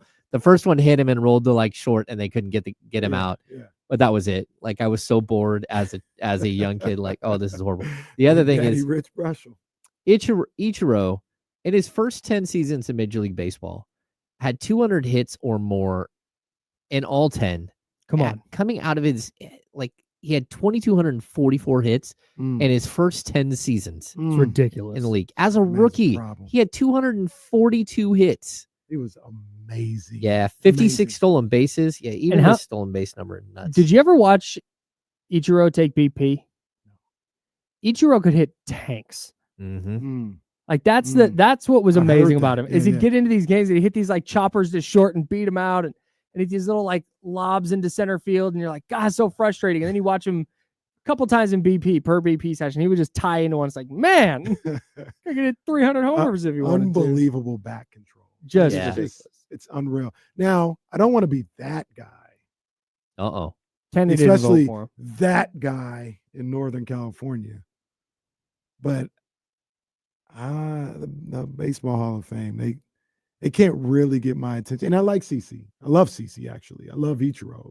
And Wagner, I mean, it was great. So I don't want to take away from their moment, but Baseball Hall of Fame, don't even talk to me until you do what you're supposed to do. Don't even talk. That's baked into all of this. Yeah. Don't even talk. I always say it's a museum, bro. That's it. Just tell the story of the game. That's it. That's all you got to do. If you want to put all the stuff on Bonds' plaque about how he's suspected, do that. Find that. If you want to put a little side, fine. Tell the story, but don't act like we didn't see what we saw. Yeah. That's all I have. He still has stuff in the Hall of Fame. He's just not himself in the Hall of Fame. He's acknowledged in the Hall of Fame. They've just not made him a Hall of Famer. Yes. Have you guys been to Cooperstown? Yes. I have. I went there when I was 11. Oh, you got to go again. Old. It's just you know what I remember? Family trip to Cooperstown. Put it on the list. You know what I remember? Well, I'm not going until Bonds is in there. But you know what I remember is I was because we went on a family reunion. It was in DC. Mm-hmm. We drove up to New York City. We was in New York City for a little while. And I just remember New York City to Cooperstown. Oh my gosh, bro! I'm never taking this drive again. Mission, beautiful drive. Yeah, upstate New York's gorgeous. I can appreciate it, as an adult, but at the time, I was like, I'll never do this again. This is awful. Yeah, it's a long drive, but the Field of Dreams is amazing. No, it was really cool. Yeah, Doubleday Field. Yeah. I thought it Field of Dreams is in Iowa. Yeah, I'm sorry. Doubleday Field. yeah. is what Yeah, you're double. thinking of. Yeah, the Yeah. field that they have there. Yeah. Incredible. Like, it's a great experience. I would fully recommend it. I'm the opposite of you guys. I'm okay with Barry Bonds not being in the Hall. Sorry. James a hater. And it's Hey, not Rick- even Barry Bonds. All these guys. Put Clemens in there. Put all these guys. Yeah, in there, I man. don't. Trying Tell the to story. profiting off of steroid users the way baseball did. Yeah. Steroids saving the sport, and then trying to act like that never existed. And like you got guys in there that That's were like, we ass. don't know about. I'm not saying he did, but are we sure Ivan Rodriguez didn't do nothing? No, Are we he positive? 100% did. David Ortiz did too. I mean, Yeah. so they're Come in there. on. Yeah, They're in there. So like, what are we doing? Yeah, there's some question marks. The guys who got around it, who didn't get called out, or even did with Ortiz got called out, but for some reason they never pinned it on him. Because he's Big Papi. He's so clutch and everybody loves him. Yeah. Oh, and- he's just a jovial guy. Everybody loves David Ortiz. What they do? Nah, I'm ignoring what's happening over there. What they do? No. The Mitchell report. I'm in the right. I'm on the when- right side of history. When every team in the league had a person in the Mitchell report except for the Red Sox. Come on, man. Oh, yeah. Come on, man. What are we doing? There's some crazy stuff that happens for sure. I don't know. We were looking this morning, and I'm like, Billy Wagner, a little bit questionable as a Hall of Famer. Well, I'm I just try not to do that, was that- but was that- well, Gonna get Jerry Jones on Billy Wagner going to the Hall of Fame. well, I mean, look, he was no Jay Novacek. Oh, that's not what I wanted. Well, I like that song too because I was at Morton's last night and they had that in the radio. But he was no Did the match Jay game theme song on the Novacek. radio? Can you imagine? The day's best hit. I'm just like, we looked up like all-time save leaders, and I'm like, Is he top 25? yeah, he stopped like 6 or something, but John Franco's right above him, and John Franco has a whole bunch more wins. And it's like, hey, why is John Franco in an era that didn't value the save as much? Why is he not in the Hall? But now you have Billy Wagner in the Hall. I'm just confused. And then there are 2 current pitchers that are above him, Kimbrel, and then who is the other guy? I can't I didn't even know who he That's was. a good question. Red Sox closer. Jonathan Papelbon? Papelbon? No, I don't know. no, Papelbon is in the top like 15, which is why I was like, I'm not. Can I ask Kenny this question real quick? Yeah. Is there any player playing a sport better than Nikola Jokic is playing basketball right now? I'd have to think about that. That's what I was trying to get to it, and then we got sidetracked. Sorry. So I wanted to. No, No, it's fine. no. We have until 54:30. Okay. So I mean, Otani, that was the one that we kind of came up with. Like Lamar had a Ohtani. great year. I mean, I don't want to be a homer, but Montes Sabonis is playing at a crazy level. I'm not saying he's Jokic, but like You know what he's, like, Jokic is right averaging there. this year? 30 something, 30, 31. 30, 13, and 10. Woo. Sorry, 30, 13, and 9.9. And he's shooting 47.5% from 3 on 4 a game. Yeah, he's second. I don't mean that. I'm not dissing him, but Outrageous. when I saw that, I was looking for like where Sabonis was. Yeah. Obviously, he was first, and I looked. I was like, "Oh snap, Jokic is second. That's crazy." Cooking. Yeah, I don't know. I Yeah. mean, whoa. All right, we're gonna stop the disrespect. Giannis Antetokounmpo, who is the best player in the world? He's the best player in the world. No shot Giannis at right now? Jokic. Yeah, Giannis is the best player in the world. Mm. No shot at Jokic. Interesting. No shot at Jokic. I'm just saying Giannis is the best player in the world. Why do you say that? I mean, he does pretty much everything Jokic does, and he's a premier defender. Okay, All right. and to your point, just so you know, Shea is number 1 in win shares right now. Jokic they're tied at 9.2. Domantas Sabonis is number 4. He's number 4 in offensive win shares. He's number, I want to say, he's not on You know, defensive win Giannis shares. is shooting 15% from 3 this year. Damn. Oh, Ugh. Hate it for our guy. All right, we got to go. D-Lo and KC coming up next. They're hanging out with you till 4. James Ham and I are done until 10 a.m. tomorrow. This has been The Insiders. We're sponsored by Jiffy Lube on ESPN 1320, Sacramento Sports Leader. Until tomorrow at 10, drink water and be nice to people.